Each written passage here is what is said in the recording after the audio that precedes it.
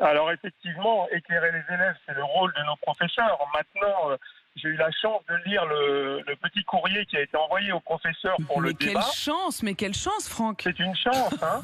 Et il est effectivement très bien construit au départ, comme un débat.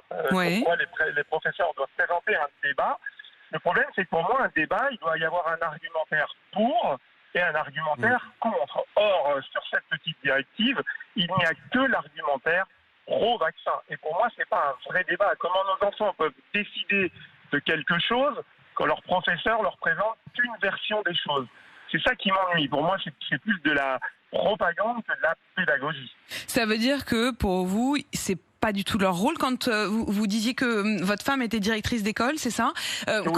Comment est-ce qu'elle vit cela? Alors si elle est directrice d'école, elle n'est pas en contact avec les collégiens et les lycéens qui eux ont l'âge de se faire vacciner. Je me trompe pas? Non, c'est ça, vous avez raison. Voilà. Mais sur le fond, qu'est-ce qu'elle en pense, elle? Sur le fond, c'est très compliqué parce qu'on va mettre en opposition certains enfants avec leurs parents, par exemple. Il y a des parents, des familles qui discutent avec leurs enfants, nous les premiers, et ils vont se retrouver avec un autre débat à l'école, avec une autre version.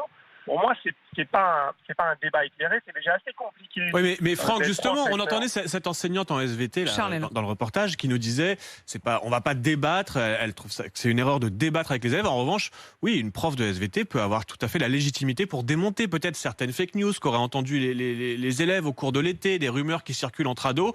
Elle peut pas débattre, mais poser des faits, leur expliquer scientifiquement les choses. Qu'est-ce que vous en pensez, peut être intéressant. Ah mais bien sûr, il y a plein de choses factuelles qu'on peut expliquer aux enfants. Moi, ce qui m'ennuie, c'est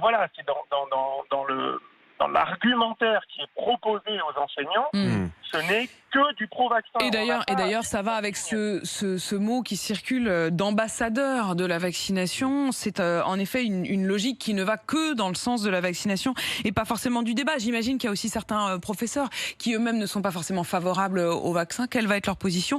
C'est une difficulté à laquelle on est confronté quand on est professeur. On n'est pas toujours dans la doxa, mais est-ce qu'il faut parler d'un débat alors qu'en effet, vous avez raison, il y a assez peu d'argumentaires pour ou contre. Les formules qui sont utilisées, je les rappelle, c'est faire des enseignants des ambassadeurs de la vaccination. Voilà ce que dit le Conseil d'orientation de la stratégie vaccinale. Ou bien encore des autres phrases comme éclairer la décision des familles, faciliter le débat en classe. Tout cela, ça vient donc de cette note dont vous parliez à l'instant, Franck, qui est de cette note d'orientation de la stratégie vaccinale qui a été développée par le ministère de la Santé. Merci Franck.